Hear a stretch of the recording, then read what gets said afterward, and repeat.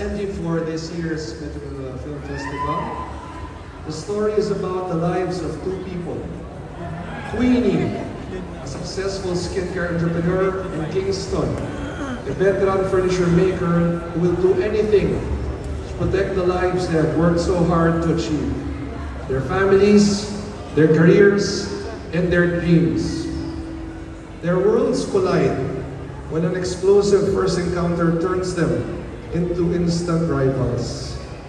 What begins as a clash of pride quickly escalates into a chaotic and hilarious all-out war.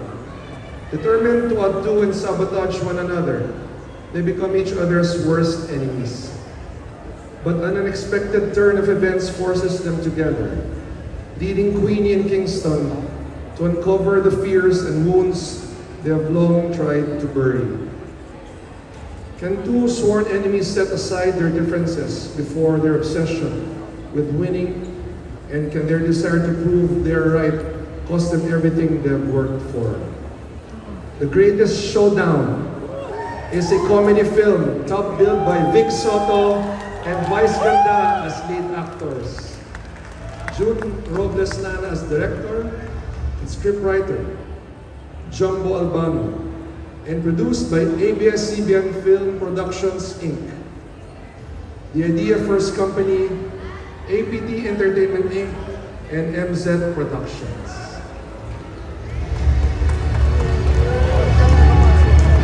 The title is The Greatest Showdown. Congratulations, The Greatest Showdown! Samahan niyo po kami dito sa entablado, the stars and the production team, led by syempre Direk June Robles Lana, to receive the plaque from MMDA to be presented by Mayor Franz.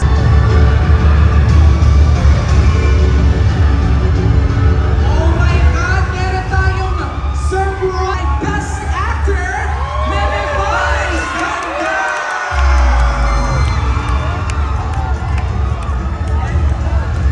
At ang nag-iisang bossing, Vic Soto!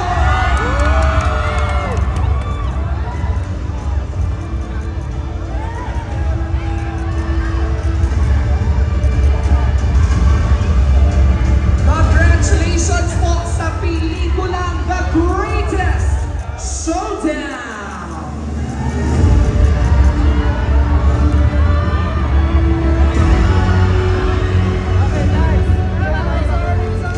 Let's have our photo op first at bibigyan natin ng pagkakataon ng ating mga stars at Direk June Robles Lana to say something to our audience.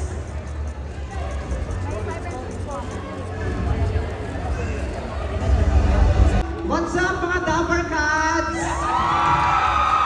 Magandang hapon po sa inyong lahat. Maraming salamat po sa MMDA sa Metro Manila Film Festival at hahayaan niyo ulit kami na makapagpasaya ng mga manonood sa araw ng Pasko at sobrang excited po yung buong team namin dahil ito po talaga yung pinakahihintay namin na may offer sa inyo ang collaboration namin ni Bossing Vic Soto at pinapangako po namin sa inyo na itong sa araw ng Pasko ay magbibigay talaga kami ng malalaking ngiti at halakak sa mga buong pamilya ninyo. Pagtutulungan po namin ng buong team ng Greatest Showdown po yan. Maraming salamat po.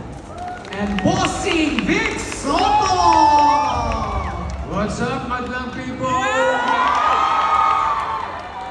Nasabi na lahat ni Vice eh. Kaya, ang totoo niya, nine-nervous kami. Kanina, nag-uusap kami. Pag di tayo natama. Nag-uusap na kami, magsa-shopping na lang kami. At magme-merienda ng burger. Ganun pa man, maraming salamat sa MMDA, sa Metro Manila Film Festival. It's good to be back. And I'm back with the Best Actor, Top Grosser, Vice Ganda. It is my honor and pleasure. Maraming salamat po. We're very excited for this project. At ito po'y handog namin sa lahat ng mga manonood ng pelikulang Pilipino. Maraming salamat po. Thank you. Once again, congratulations to The Greatest Showdown. May we call The first film entry selected from script submission is a family drama film which follows the life of Joselito before the events of Miracle in cell number 7. Joselito lives with his Tio Noel, who is his emotional anchor and a big influence to him. They live a simple life with Joselito learning to sell stuff and at the same time working as a porter and watch your car boy. He meets Angela, a beautiful school teacher who despite his condition also falls for him. The two eventually get married even if Angela's family is against the relationship. Tio Lito passes away on the same day that Joselito learns that Angela is pregnant. After giving birth to her daughter Yisha, Angela is diagnosed to have ovarian cancer, which is the cause of her early demise. Joselito raises Yisha with the help of his neighbors and friends. However, Angela's parents try to take Yisha's custody, but a lawyer whom he helped in the past came to his rescue, eventually winning custody of his child. Yisha grows up to be a smart and loving child. Then flashes of Joselito's moment in jail with Yisha and inmates is shown. It is revealed that Joselito had already crossed paths with the inmates before he was jailed. Fast forward to the present, we see a 16-year-old Yisha carrying the urn of Joselito, Angela, and Tio Noel as she goes to the cemetery where Joselito's mom was laid to rest, fulfilling her father's wish.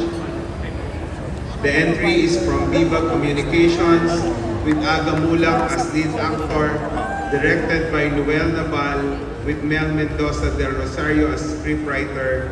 The movie is entitled Second Miracle in Cell Number 7.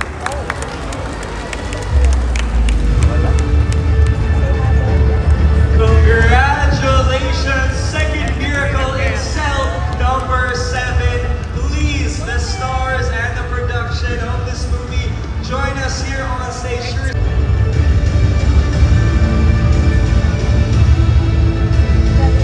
Moment. Second miracle number cell 7. Cell number 7. I'm sure everybody's excited for that. Abangan po natin yan in the 52nd Metro Manila Film Festival.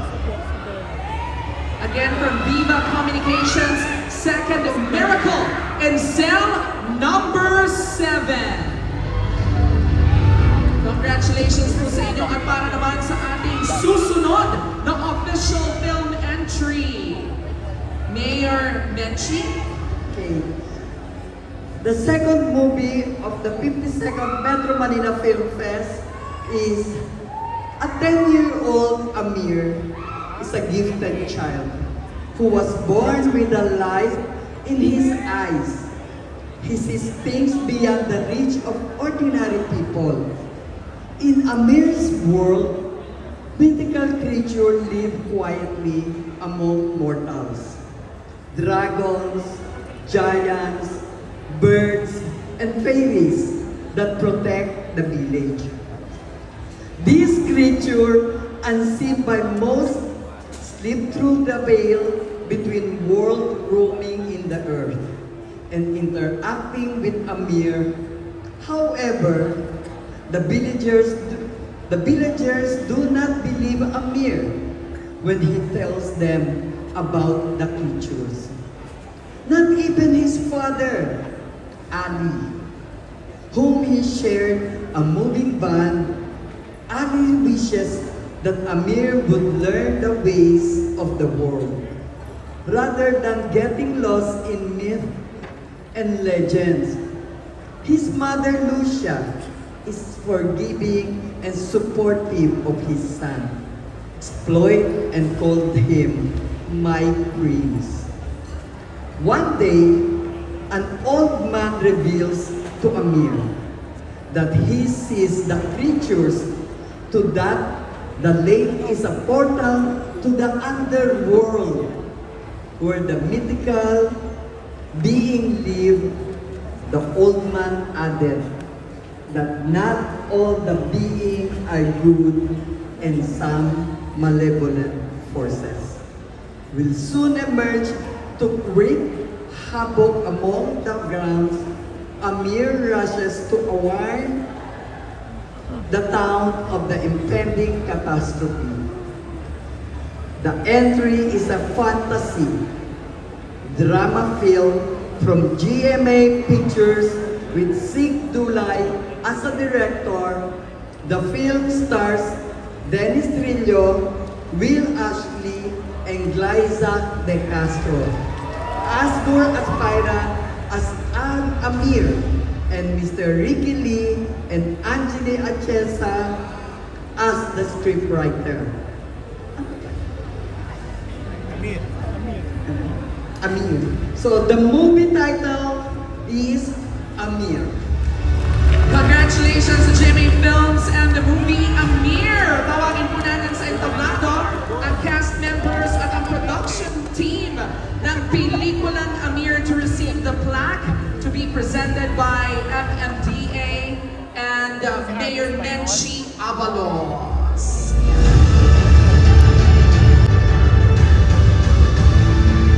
Amir in the 52nd Metro Manila Film Festival. Wow, exciting yan. What a cool story. Two more to go sa ating announcement. Sino pa kaya ang dalawang pelikula na papasok sa roster of our official film entries ngayong taon? You know, Jeremy, as we're announcing it, talaga na-excite ako for the upcoming MMFF season.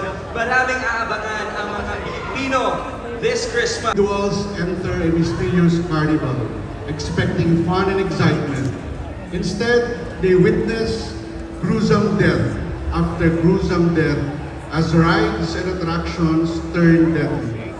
As the carnival claims lives, the remaining guests can only enter areas that are lighted. But these areas contain life and death challenges that test their intelligence, strength, and resilience. Much more, carnival freaks are on the loose to hunt every single one of them. As the last beat of light leads to the ringmaster's tent, who among the survivors deserve to live and tell the tale of the haunted carnival? Lead actresses include Julia Barreto, Fiang Smith, and Maricel Soriano, with John Arcilia and James Reid as lead actors. Directed by Joey De Guzman and Alan Tihamo as script writer. An entry from Regal Entertainment Incorporated. Haunted Carnival is a horror suspense thriller whose story begins in the 1980s. Congratulations. Congratulations to the Haunted Carnival by Regal Films, an official entry to the 52nd Metro Manila Film Festival.